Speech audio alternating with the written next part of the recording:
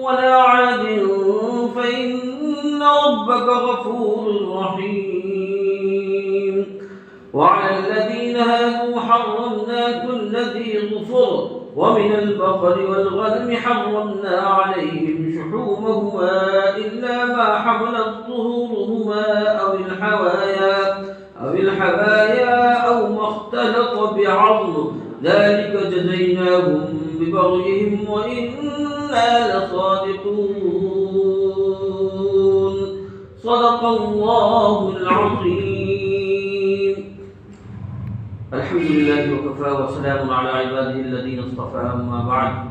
رب اشرح لي صدري ويسر لي أمري واحلل عقدة من لساني يفقهوا قولي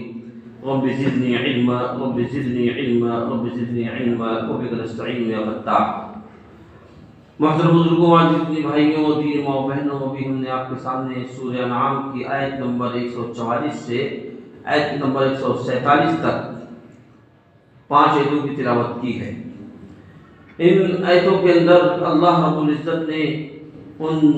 جانوروں کا تذکرہ فرمایا ہے جن جانوروں کا گوشت کھانا حلال ہے. جو سارے جانور کا استعمال ہر اعتبار سے بالکل جائز ہے، بالکل درست ہے. ان جانوروں کا اللہ حضرت نے تفصیل سے تذکرہ فرمایا ہے. اس سے پہلے اللہ رب العزت نے قریش مکہ اور کفار مکہ کو بہت ہی ڈانٹ سنائی تھی کہ انہوں نے ناواقفیت میں اور لاعلمی میں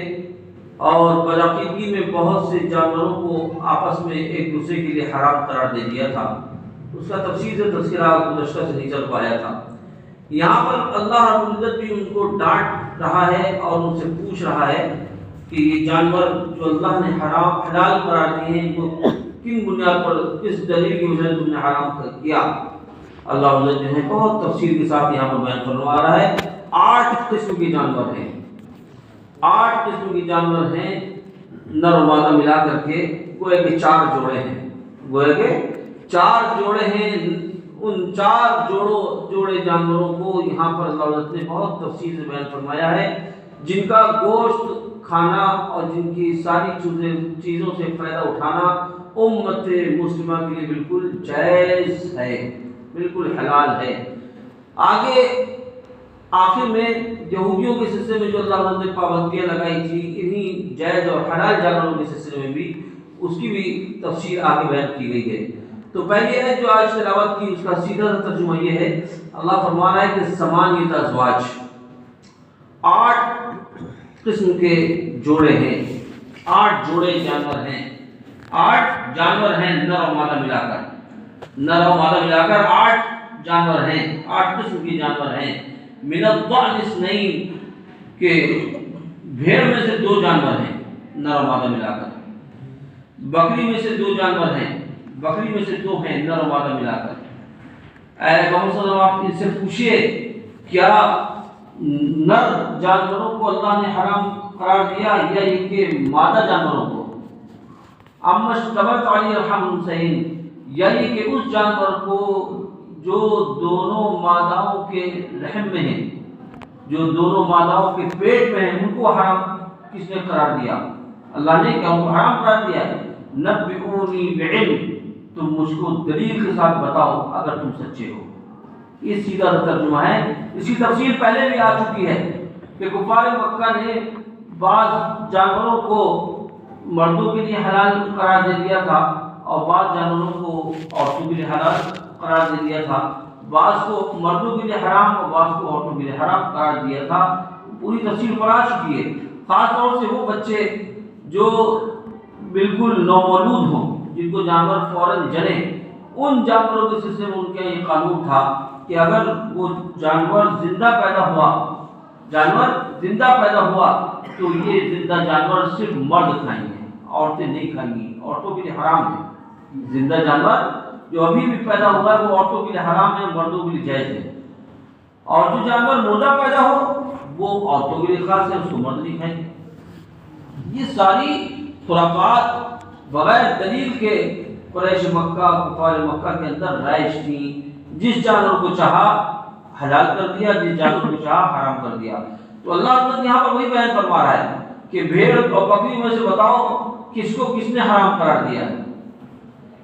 نر کو کس نے حرام قرار دیا؟ مادہ کو کس نے حرام قرار دیا؟ یا مادہ جانوروں کے پیٹ میں جو جانور ہیں ان کو کس نے حرام قرار دیا؟ بتاؤ۔ ظاہر سی بات ہے ان کفار مکہ جو بالکل زیر جاہل تھے، جن کو کچھ نہیں آتا تھا، اور یہ ساری باتیں جو ہوتی ہیں وہ جہالت کی وجہ سے ہوتی ہیں۔ جہاں علم نہیں ہوتا، جہاں نبی کی تعلیمات پر عمل نہیں ہوتا، وہاں عام طور سے یہی سب خرافات بدعقیدگی کے ساتھ جو ہیں ان لوگوں کے درمیان عام ہو جاتی ہے۔ تو بہت سے جانوروں کو ان لوگوں نے آپس میں ایک دوسرے کو حرام قرار دے دیا تھا، جیسے کہ جہالت میں بہت سے مسلمان کہلانے والے ایسے لوگ جو مختلف نظریں کراتے ہیں، اور ان نظروں میں جو سامان ہوتا ہے وہ بعض عورتوں کے لیے جو ہے جائز ہوتا ہے، مردوں کے لیے ناجائز ہوتا ہے۔ مثلا یہ حضرت فاطمہ رضی اللہ عنہا کے نام سے نظر کرواتے ہیں، حالانکہ یہ سب بالکل جہالت کی وجہ سے۔ وہ جو حضرت فاطمہ رضی اللہ عنہ کے نام سے جس چیز کی نظر کراتے ہیں، جو کچھ بناتے ہیں حلوہ کھجور وغیرہ، وہ سب کے بارے میں ان لوگوں کا عقیدہ بنا لیا کہ اس کو مرد نہیں کھائیں گے، صرف عورتیں کھائیں گی، صرف مرد نہیں کھائیں گے، عورتیں کھائیں گی۔ اب یہ چیز بالکل ویسے ہی ہے جیسے کہ کفار مکہ اور قریش مکہ نے اپنے معاشرے کے اندر رائج کر دی تھی۔ اگر ان سے پوچھا جائے کہ کیوں مرد کیوں نہیں کھائیں گے، عورتیں کیوں کھائیں گی، تو کچھ بتا نہ پائیں گے۔ بس یہی کہ ہمارے ہاں یہی ہوتا چلا رہا ہے۔ اس طرح کی جو چیزیں آپس میں معاشرے کے اندر حلال و حرام قرار دی جاتی ہیں، وہ صرف اور صرف جہالت کی وجہ سے، نہ جاننے کی وجہ سے، اور یہ بات نہ معلوم ہونے کی وجہ سے کہ حلال اور حرام کرنے کا اختیار صرف اور صرف اللہ رب العزت کو ہے۔ اللہ رب العزت کے علاوہ کوئی کسی چیز کو نہ حلال قرار دے سکتا ہے، نہ کسی چیز کو حرام قرار دے سکتا ہے۔ اللہ رب العزت نے بہت سی چیزیں بذات خود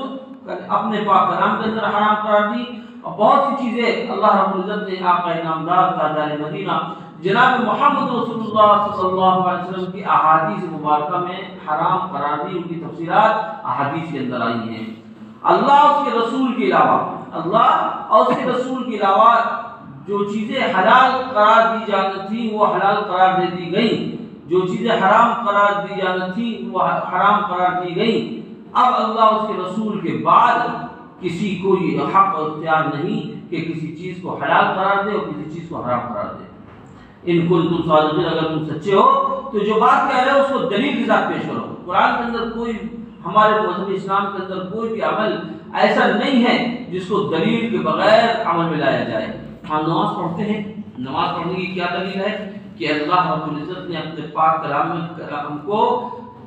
سینکڑوں جگہ نماز پڑھنے کا حکم دیا ہے، سینکڑوں جگہ اپنے پاک کلام میں نماز پڑھنے کا حکم دیا ہے، اس لیے ہم نماز پڑھتے ہیں۔ اپنی مرضی سے نہیں پڑھتے، ہم یہ ایسا نہیں کرتے کہ ہمارے ہوتا چلا آ رہا ہے ہم پڑھ رہے ہیں، نہیں، اللہ نے ہم کو حکم دیا ہے نماز پڑھنے کا، اس لیے ہم نماز پڑھتے ہیں، اس لیے نماز پڑھتے ہیں۔ اس لیے روزہ ہم کیوں رکھتے ہیں؟ اللہ نے حکم دیا ہے، اللہ نے حکم دیا۔ اللہ ہمارا رب ہے، اللہ ہمارا پالنہار ہے، اللہ ہمارا پروردگار ہے، اس کو پورے طور پر یہ حق ہے کہ جس چیز کا چاہے ہم کو حکم دے اور جس چیز کے بارے میں ہم کو چاہے منع کر دے، اس سے کسی کو پوچھنے کا حق اور اختیار نہیں۔ اس کی باتوں پر صرف عمل کیا جاتا ہے، اس کی باتوں پر صرف عمل کیا جاتا ہے، کسی کو بھی اس کی باتوں پر چو چرا کرنے کا حق اور اختیار نہیں ہوتا۔ تو اللہ تعالیٰ یہاں پر یہی فرما رہا ہے، آگے فرمایا کہ وَمِنَ الْإِبِلِ اثْنَيْنِ وَمِنَ الْبَقَرِ اثْنَيْنِ، 4 جانوروں کو پر تذکرہ آیا، 2 جانوروں کو یہاں پر تذکرہ کہ اونٹوں میں سے 2 نر، اونٹوں میں سے 2، ایک نر اور ایک مادہ، اسی طرح گائیوں میں سے ایک نر اور ایک مادہ، گائیوں میں سے ایک نر ایک مادہ۔ اے محمد صلی اللہ علیہ وسلم سے پوچھئے کیا نروں کو حرام قرار دیا ہے یا یہ کہ ماداؤں کو حرام قرار دیا ہے، یا یہ کہ جو مادہ کے رحم میں ہے بچہ اس کو حرام قرار دیا ہے۔ ام کنتم شہداء اذ وصاکم اللہ بہذا، کیا تم اس وقت موجود تھے جب اللہ رب العزت نے اس کا حکم دیا تھا؟ تم ایسے یعنی کفار مکہ کو مخاطب کر کے کہ تم اس طرح سے باتیں کر رہے ہو جیسے لگ رہا ہے تم اس وقت موجود تھے جب اللہ رب العزت کسی چیز کو حرام قرار دے رہا تھا، جس چیز کو حلال قرار دے رہا تھا، تو اس وقت کیا موجود تھے؟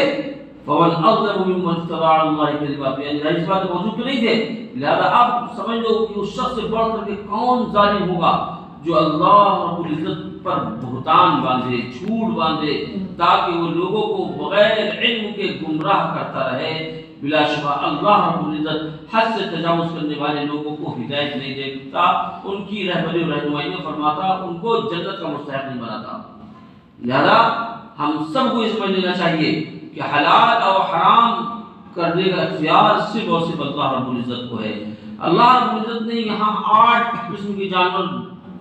تفصیل سے بتائے کہ یہ 8 طرح کے جو جانور ہیں، ان کا سب کچھ بالکل ایمان والوں کے لیے حلال ہے، سب کچھ جائز ہے، چاہے ان کا گوشت کھایا جائے، چاہے چکنا ہو، چاہے روکھا ہو، چاہے ہڈی ہو، چاہے اس میں نسیں ہوں، چاہے اس میں سری ہو، غرض کے جانور کی ساری چیزیں ہمارے لیے حلال قرار دی گئی ہیں، سوائے چند ان چیزوں کے جو گندی ان کے اندر ہوتی ہے، ان گندی چیزوں کو حرام قرار دیا گیا ہے۔ یہ بات اللہ رب العزت نے ایمان والوں کے لیے، امت مسلمہ کے لیے بہت خصوصیت کے ساتھ بیان فرمائی، اگرچہ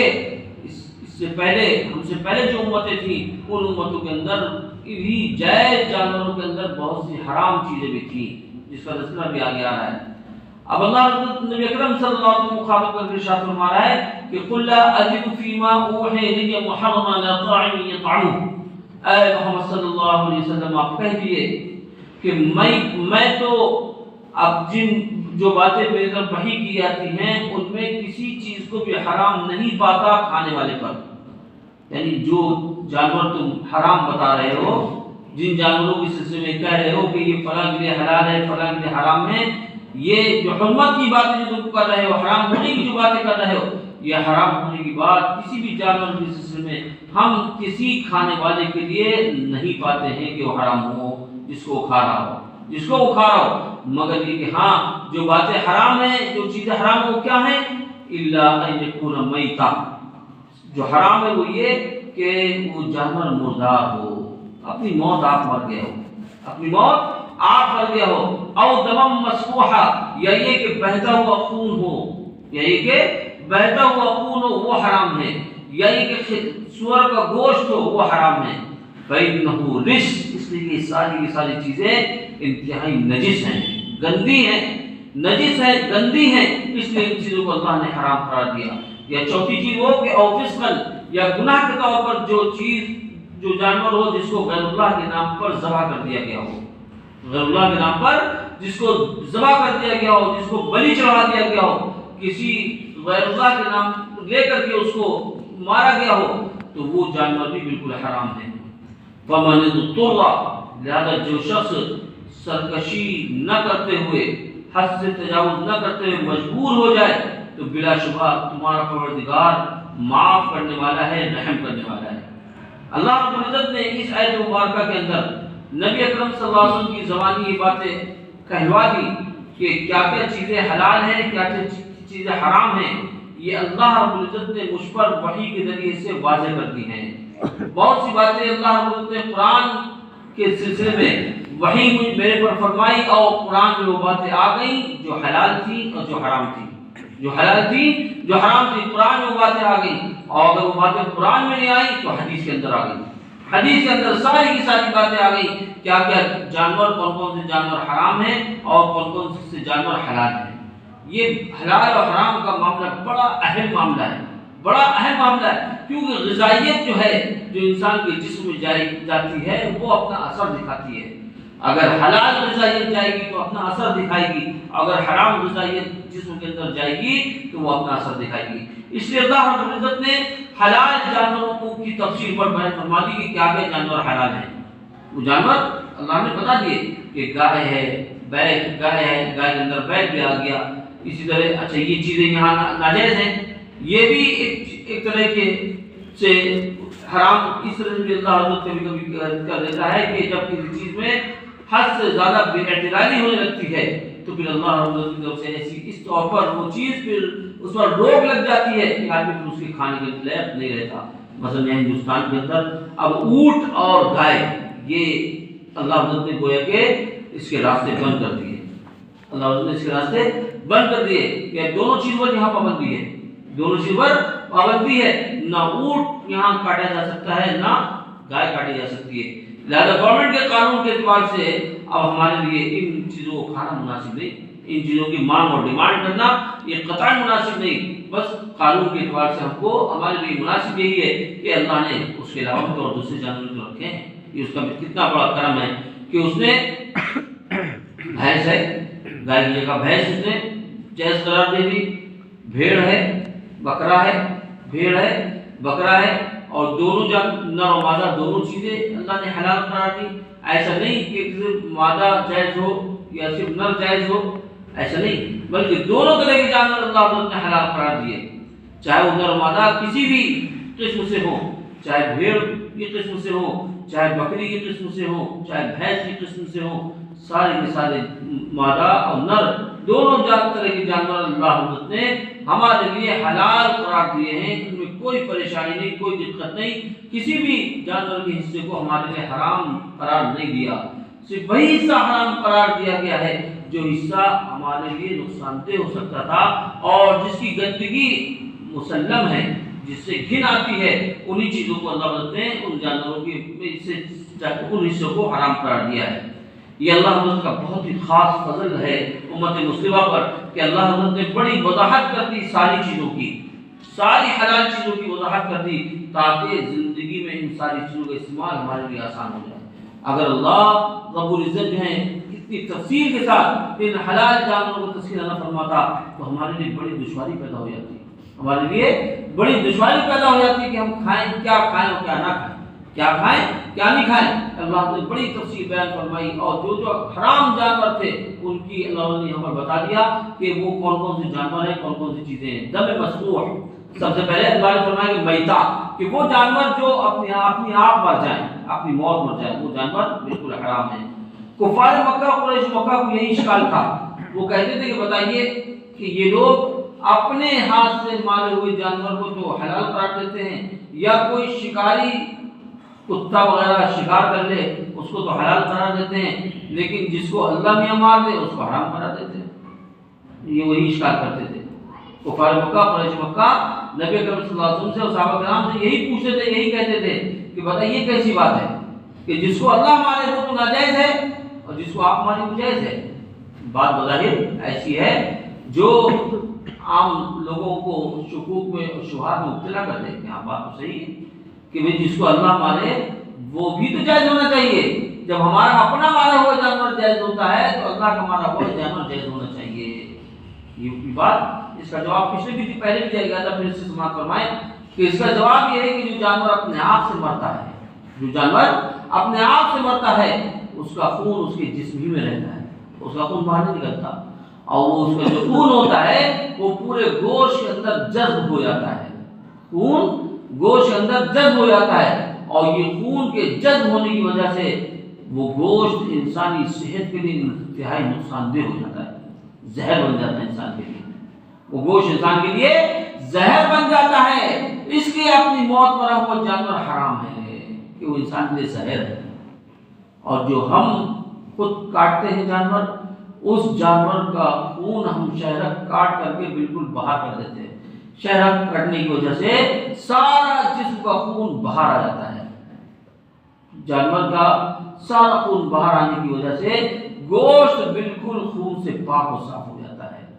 پاک و صاف ہو جاتا ہے۔ اب وہ گوشت جو ہے وہ گوشت مفید ہوتا ہے، صحت مند ہوتا ہے، اس کا استعمال کرنا انسان کے لیے بہت فائدہ مند ہوتا ہے۔ خون جو نقصان پہنچانے والا تھا ہر اعتبار سے وہ سب باہر نکل گیا، اور یہ ذبح کرنے سے خون باہر نکل سکتا ہے، کسی اور طریقے سے خون باہر نہیں نکل سکتا۔ اس لیے ذبح کیا ہوا جانور تو حلال ہے، اپنی موت مرا ہوا جانور حرام ہے۔ اللہ نے طے یہ کرنا ہی تھا۔ سب سے بڑی بات تو یہی کہ اللہ نے جس چیز کو حرام قرار دیا ہے وہ چیز ہمارے لیے حرام ہے، ہم اس کو حرام سمجھیں، چاہے اس کی وجہ سمجھ میں آئے چاہے نہ آئے، چاہے اس کی وجہ سمجھ میں آئے چاہے نہ آئے، وہ ہمارے لیے حرام ہے۔ سب سے بڑی بات یہی کہ بس اللہ نے حرام قرار دے دیا، اللہ نے جس چیز کو حرام کر دیا وہ ہمارے لیے حرام ہے، اور جس چیز کو اللہ نے حلال قرار دے دیا وہ چیز ہمارے لیے حلال ہے۔ تو پہلی چیز اللہ نے مردار جانور کو جو اپنی موت آپ مر جائے، ایکسیڈنٹ میں مر جائے، اونٹ کے مر جائے، ساری تفصیل سورہ انعام کی شروع میں گزر چکی ہے۔ جو جانور لڑ کر کے مر جائیں، یہ سارے وہ جانور ہیں جو اپنی موت خود مرنے والے ہیں، یہ سارے کے سارے جانور بالکل حرام ہیں، یہ سب مردار کے حکم میں۔ مردار چاہے کسی بھی طریقے سے ہو جائے، چاہے اپنی موت فطری موت مرے، چاہے ایکسیڈنٹ میں مرے، چاہے گر کر کے مرے، چاہے لڑ کر کے مرے، یہ سب کے سب جو ہیں اپنی موت مرنے والے جانور ہیں۔ یعنی انسانی موتوں میں جسم سے خون باہر نہیں نکل پاتا،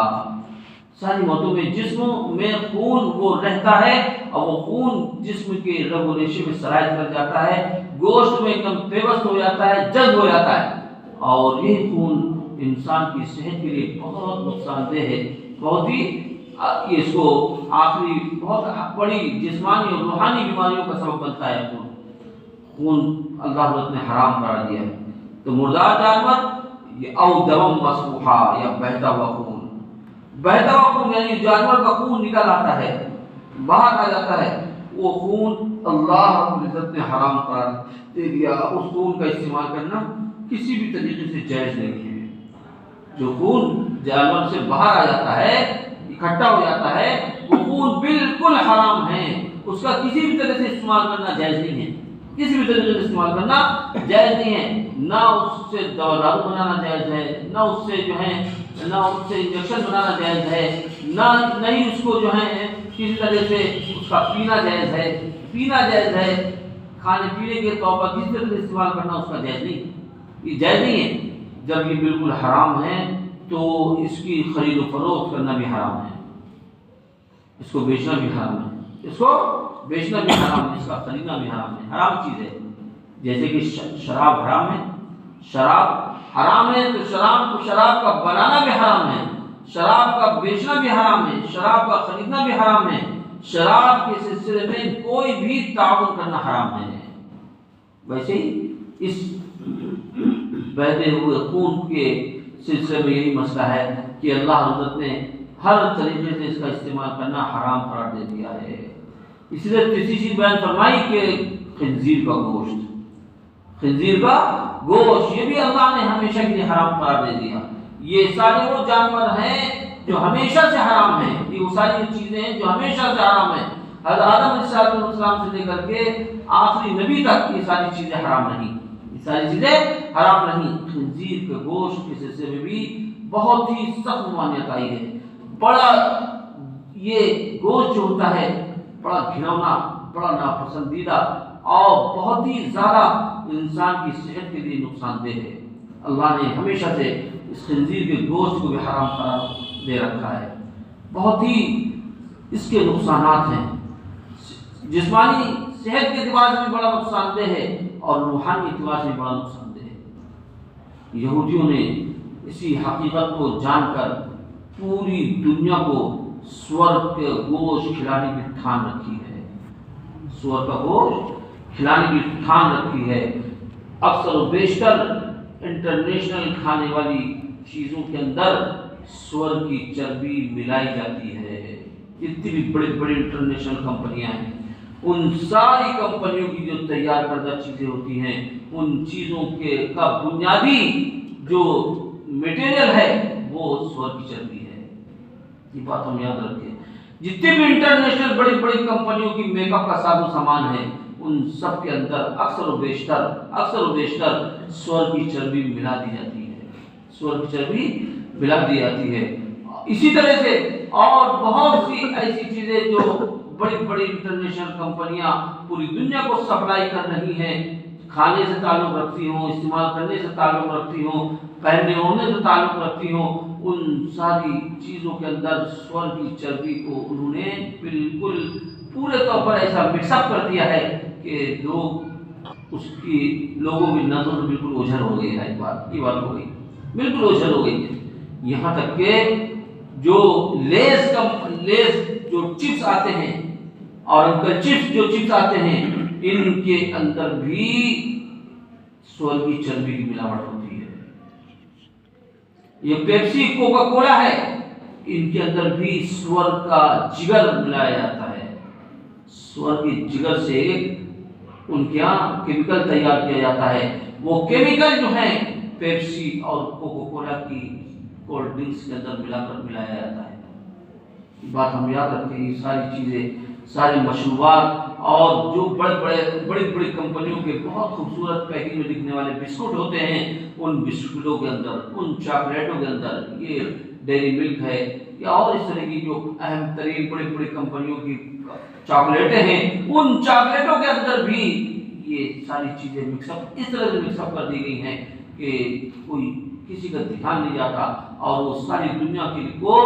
سور کی چربی کھلا رہے ہیں۔ کیونکہ اس وقت جو بے حیائی عام ہوئی ہے، اس کی بنیادی وجہ بھی یہی ہے کہ اکثر و بیشتر لوگ سور کی چربی ان کی غذا میں شامل ہونے کی وجہ سے ان کے جسم اور خون کی رگوں میں شامل ہو چکی ہے۔ اسی وجہ سے سب کو بے حیائی بہت پسند آنے لگی ہے۔ یہ بنیادی وجہ ہے، اس وقت برا ماحول کے خراب ہونے کی جو بنیادی وجہ ہے وہ یہی ہے کہ اب سب کو برائیاں اچھی لگ رہی ہیں، بے حیائیاں اچھی لگ رہی ہیں، فحش چیزیں اچھی لگ رہی ہیں۔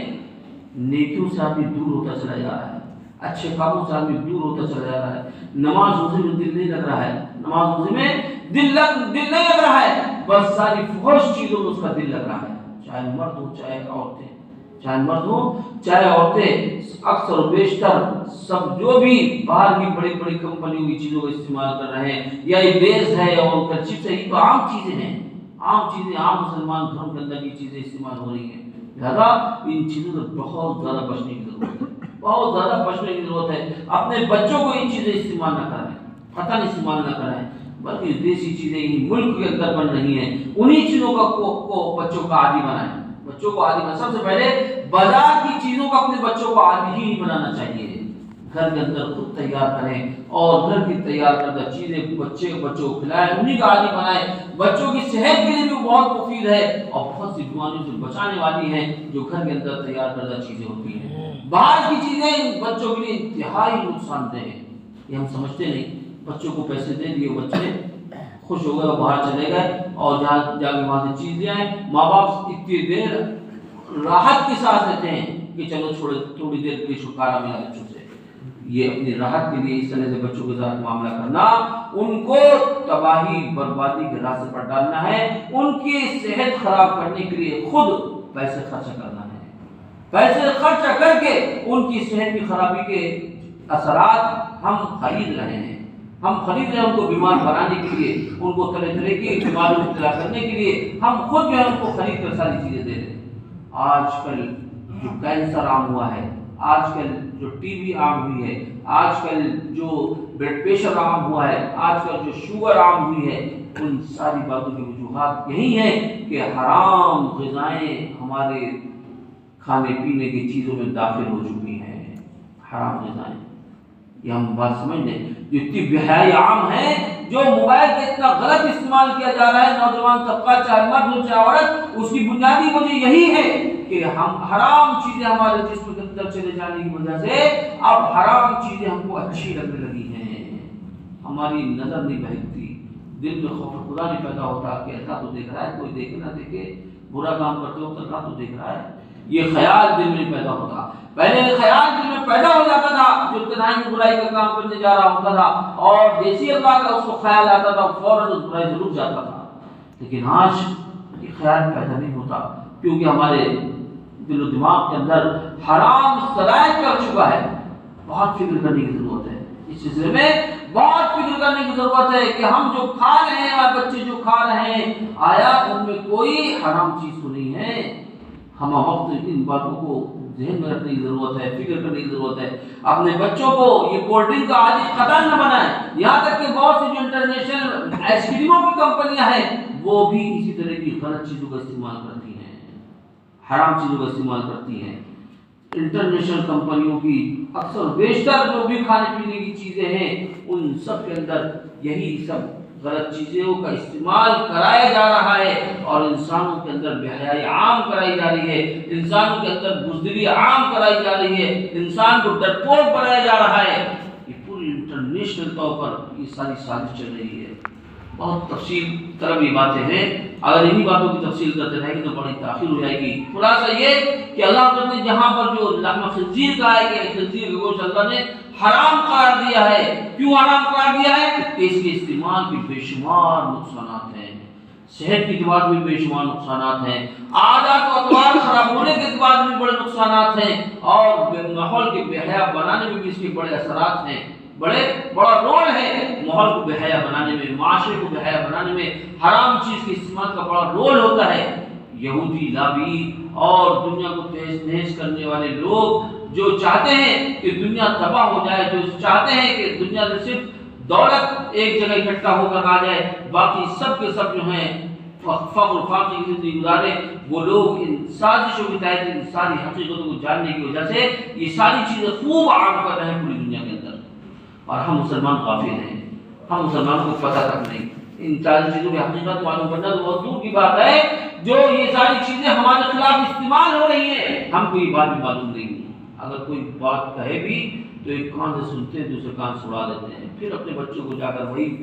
لیز اور انکل چپس اور کولڈ ڈرنک لانے کے لیے پیسے دیتے ہیں، معلوم بھی ہو جاتا ہے تب بھی اس پر عمل کرنے کی کوشش نہیں کرتے کہ کتنی زیادہ ہمارے اندر بے حسی آ چکی ہے، بے حسی آ چکی ہے۔ ہم کو محفلوں مجلسوں میں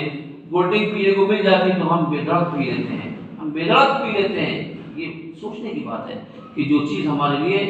صحت کے لیے نقصان دہ ہے ہم کیسے اس کا استعمال کر رہے ہیں، جبکہ جتنے بھی کولڈ ڈرنکس ہیں یہ کینسر بنانے کا سب سے مہلک ہتھیار ہے۔ یہ بات ہم سمجھ لیں۔ آج سے تقریباً 30-35 سال پہلے کی بات ہے، اب مسجد میں بیٹھ کر کے تذکرہ کرنا پڑا ہے، ایک بہت ہی فلم انڈسٹری کے مشہور شخص جس کو سبھی جانتے ہیں، نام لینے میں بھی کوئی حرج نہیں، وہ عبرت حاصل کرنے کے لیے نام لے آیا، امیتابھ بچن،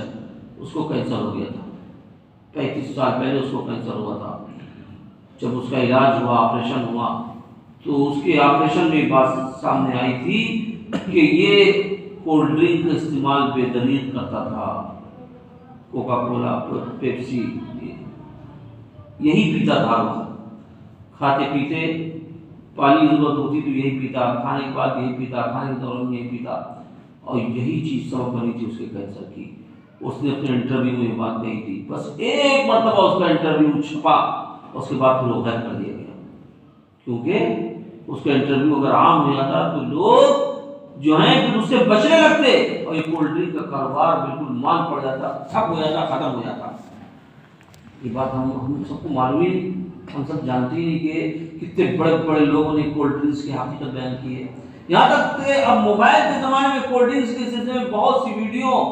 ویڈیوز آئی ہیں جن سے یہ بات واضح کرائی گئی ہے کہ کولڈ ڈرنک بالکل غسل خانہ اور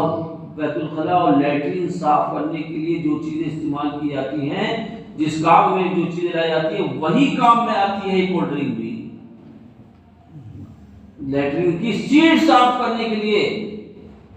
سب سے بہترین چیز ہے کولڈ ڈرنک۔ یہ بات ہم کو بہت سی چیزوں کے ذریعے سمجھائی گئی، لیکن ہم نہیں سمجھتے۔ ہم میں سے بہت سے لوگ یہ سب ویڈیوز دیکھنے کے بعد بھی ابھی بھی کولڈ ڈرنک پیتے ہیں۔ یہ کولڈ ڈرنک جگر پر زبردست حملہ کرتی ہے، جگر پر حملہ کرتی ہے، پھیپھڑے پر حملہ کرتی ہے، گردوں کے عمل کو ناکارہ بناتی ہے، گردوں کے عمل کو ناکارہ بناتی ہے، نظام ہضم جو پتے کا عمل ہے اس عمل کو بالکل ختم کر دیتی ہے کولڈ ڈرنک۔ ہم سمجھتے نہیں، ہمارے اندر سے شوگر اتنا شوگر کے عمل کو اتنا زبردست بڑھا دیتی ہے کہ اس کا اندازہ کرنا مشکل ہو جاتا ہے۔ یہ کولڈ ڈرنک کے اتنے نقصانات ہیں، تو یہ کولڈ ڈرنک کے نقصانات کیوں ہیں اتنے؟ اس لیے کہ اس سور کا پتے کا بنایا ہوا کیمیکل اس میں شامل کیا جاتا ہے، اس کیمیکل کا یہ اثر ہوتا ہے کہ وہ کھانے کو ہضم کرنے میں مدد کرتا ہے۔ اس لیے بعضوں کا پہلے بہت خیال تھا کہ کھانا کھانے کے بعد ایک کولڈ ڈرنک پی لو، تھوڑی ہی دیر بعد جو ہے ایسا محسوس ہوتا ہے کہ جیسے کچھ کھایا ہی نہیں تھا۔ یہ اسی کولڈ ڈرنک کے پتے کا اثر ہوتا ہے جو نظام ہضم کو تیزی لانے کے لیے استعمال کیا جاتا ہے، لیکن اس کے کتنے نقصانات ہوتے ہیں اس سے ہم ناواقف ہیں، کہ ہمارا جسم زہر آلود ہو جاتا ہے، ہماری فکر زہرآلود ہو جاتی ہے، ہماری سوچ، ہمارے عادات و اطوار سب بالکل خراب ہو جاتے ہیں، سب درجے نقصان دہ ہو جاتے ہیں اسی ایک چیز کے استعمال کرنے کی وجہ سے۔ اللہ نے ایسے ہی خنزیر کی گوشت حرام نہیں قرار دیا ہے، بلکہ اس کے بے پناہ نقصانات ہیں، بے پناہ نقصانات ہیں۔ وہ جسمانی صحت کو بھی خراب کرتا ہے اور روحانی تعلق کو بھی ختم کرنے میں اثر انداز ہوتا ہے۔ لہذا اللہ نے یہاں پر فرمایا ان جانوروں کے سلسلے میں انہو رجس، کہ یہ ساری چیزیں ناپاک ہیں، نجس ہیں، یہ ساری پاک چیزیں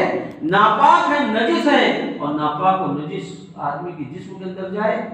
تو نجاست ہی پیدا کرے گی، اندر جا کر گندگی ہی پیدا کرے گی۔ اس لیے یہ ساری چیزیں اللہ نے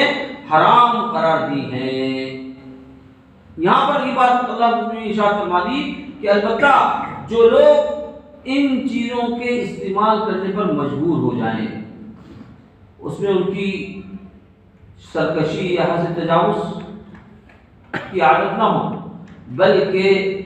ان چیزوں میں سے یعنی ایسی کوئی چیز جس کا استعمال کیے بغیر ہماری صحت نہ بحال ہو سکے، حکیم ڈاکٹر تجویز کر دیں کہ آپ فلاں چیز کھائیں گے، فلاں ٹانک پئیں گے، فلاں دوا لیں گے، فلاں انجیکشن لیں گے، تبھی آپ کی صحت بحال ہوگی، تو پھر مجبوری میں ان چیزوں کی سے بنے ہوئے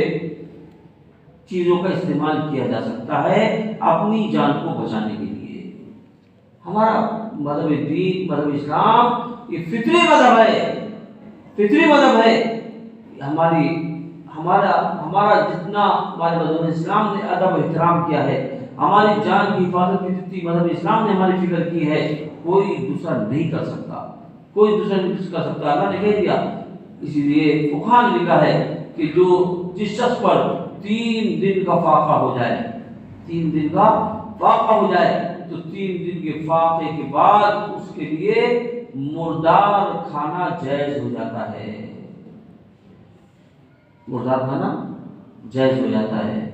کوئی بھی حرام چیز کا استعمال کرنا جائز ہو جاتا ہے، کسی حرام چیز کو حاصل کر کے اس کو بیچ کر اپنی غذا کا انتظام کرنا جائز ہو جاتا ہے۔ جان بچانا فرض ہے، جان بچانا اگرچہ یہ چیزیں حرام ہیں لیکن جان کو بچانا فرض ہے، اس لیے مذہب اسلام نے اپنی جان بچانے کی فرضیت کو ترجیح دیا، اس کو ترجیح دی اور حرام کو مرجو کرا دیا کہ حرام کا بھی استعمال ایسی حالت میں کیا جا سکتا ہے جب وہ جان پر بنا ہے۔ یہ ہمارا مذہب اسلام ہے، یہ بالکل فطری مذہب ہے، یہ بالکل فطری مذہب ہے۔ اسی طرح وہ سارے کیمیکل سے بنی ہوئی چیزیں جن کے اندر کوئی نہ کوئی حرام چیز ملی ہوئی ہو، اگر کوئی ڈاکٹر، کوئی حکیم ان کے استعمال ضروری قرار دے دے تو ان چیزوں کا استعمال کرنا جائز ہو جاتا ہے، ان چیزوں کا استعمال کرنا جائز ہو جاتا ہے مجبوری کے درجے میں۔ اللہ رب العزت نے انسان کی مجبوری کا بھرپور لحاظ رکھا ہے، مجبوری کا بھرپور لحاظ رکھا ہے۔ کتنا اللہ رحیم ہے، کتنا کریم ہے۔ اللہ نے کہہ بھی دیا کہ مجبوری میں لحاظ رکھا ہے، لہذا تم ضرورت کے تحت کسی حرام چیز کا اگر ارتکاب کر لو گے تو سمجھ لو تمہارا رب معاف کرنے والا ہے، رحم کرنے والا ہے، یعنی اس حرام کے کام کو انجام دینے کے بعد پھر تم اللہ سے توبہ کر لینا، اس کے عادی نہ بن جانا، اس کے عادی نہ بن جانا، بس ضرورت کے تحت اس کا استعمال کرنا، اور ضرورت استعمال کرنے کے بعد پھر اللہ سے توبہ کر لینا۔ اللہ توبہ کو قبول کرنے والا ہے، اللہ توبہ کو قبول کرنے والا ہے، لہذا توبہ کر لینا، اس کے بعد اللہ معاف کر دے گا، رحم کر دے گا۔ اس بات فرمائے کہ وعلی الذین ھادوا حرمنا کل ذی ظفر ومن البقر، سیدھا ترجمہ ہے ان کا کہ اللہ رب العزت نے فرما رہا ہے کہ وہ لوگ جو یہودی تھے ان پر ہم نے ہر ناخن والے جانور کو حرام کر دیا تھا، ہر ناخن والے جانور کو ان پر حرام کر دیا تھا، اور گائیوں اور بکریوں میں سے ہم نے ان یہودیوں پر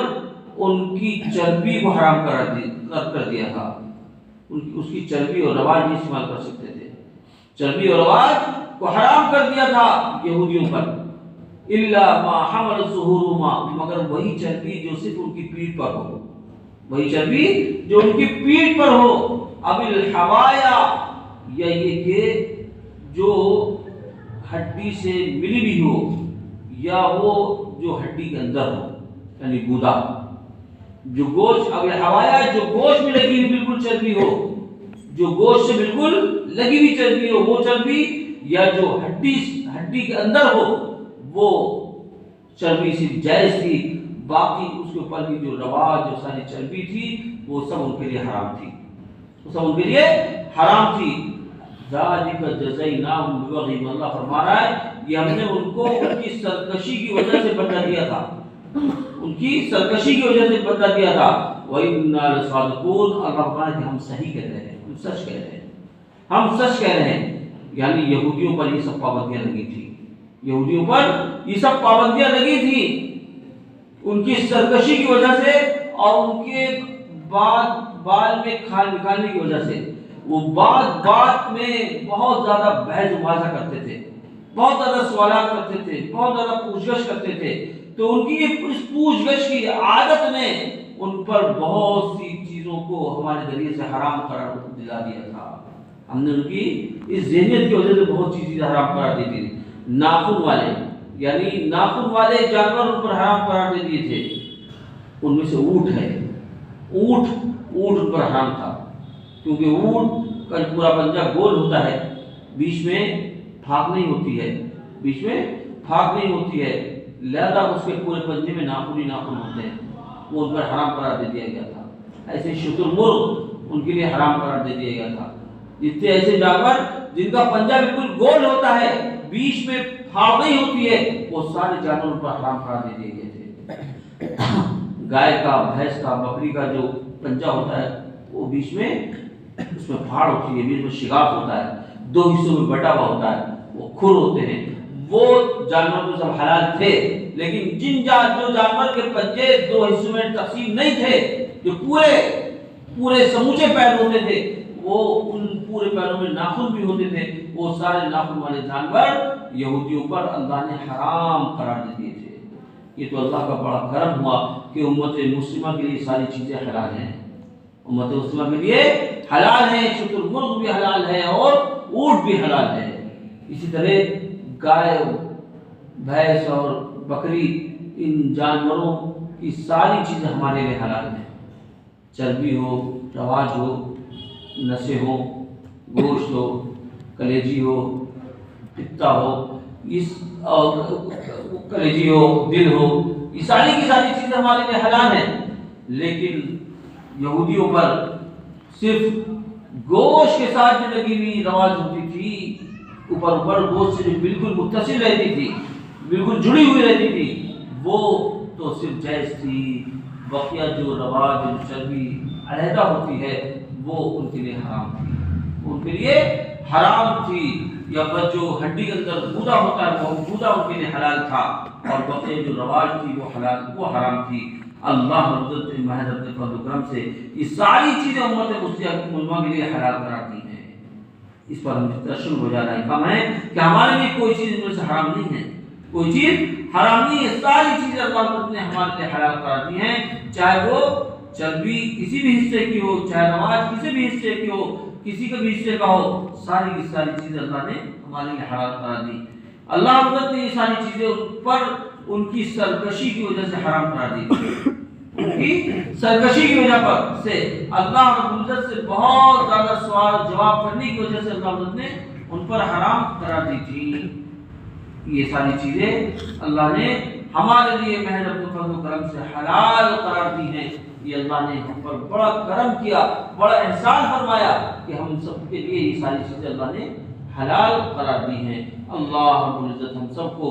اپنی ساری حلال کردہ چیزوں کو استعمال کرنے کی توفیق عطا فرمائے، اور ساری حرام چیزوں سے ہم سب کو بچنے اور اجتناب کرنے کی توفیق عطا فرمائے۔ ایک پرچہ آیا ہے کسی محترمہ کی طرف سے، سوال ہے کہ میری پہچان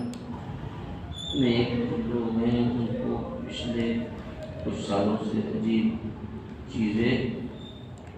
ہوتی تھیں، جن کا معاملہ تھا تعویذ دیا تو ٹھیک تھا، وہ بڑا پھر سے وہی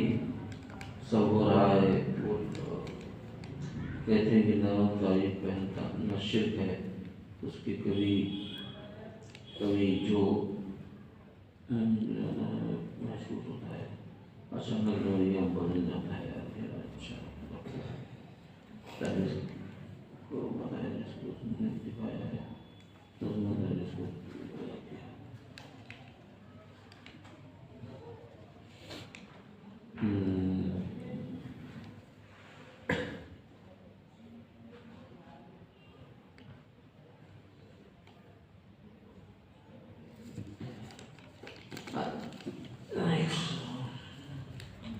آج محترمہ نے جن صاحب کا حال بتایا ہے، اگر وہ کسی مناسب عامل کو دکھائیں جو قرآن و حدیث کے ذریعے سے علاج کرتا ہو، اگر وہ تعویذ دے تو اس کا پہننا بالکل جائز ہے، بالکل درست ہے. ہر تعویذ شرک نہیں ہے. شرکیہ تعویذ وہ ہوتے ہیں جن میں قرآن سے ہٹ کر جادو ٹونے کے طور پر ان میں کچھ چیزیں لکھی ہوئی ہوں اور سفری کے طور پر کچھ چیزیں لکھی ہوئی ہوں، وہ تعویذ کا پہننا حرام ہے اور شرک ہے. لیکن جو تعویذ قرآن و حدیث کی روشنی میں تیار کیے جاتے ہیں ان تعویذوں کا پہننا بالکل جائز ہے، درست ہے. کسی مناسب عامل کو دکھا کر کے ان کا علاج کرائے، اللہ رب جو ہے صحت عطا فرمائے گا. اور ویسے ان کے لیے زیادہ مناسب یہ ہے کہ یہ خود اگر قرآن پڑھنا جانتے ہوں تو خود بآواز بلند روزانہ تھوڑا بہت قرآن ضرور پڑھیں. قرآن کے پڑھنے سے انشاءاللہ ان کے اثرات ختم ہو جائیں گے. اور زیادہ زیادہ آیت الکرسی کا خوب ورد کریں، آیت الکرسی یاد کر لیں، آیت الکرسی خوب پڑھیں اور اس کو پڑھ کر کے پانی دم کر لیں یا پانی کہیں سے دم کرا لیں اور اس پانی کا استعمال خوب کثرت سے کریں. پانی زیادہ زیادہ پئیں،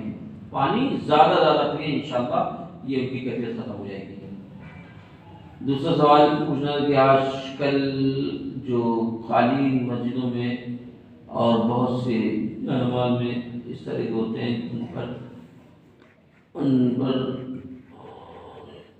یہ دجالی تنظیم ہے، ان میں اس طرح کی تصویر بنی ہوتی ہے. میں نے سنا ہے کہ دجالی تنظیم ہے، اس کا نام علمی ناٹی ہے، اس کا جن ہے.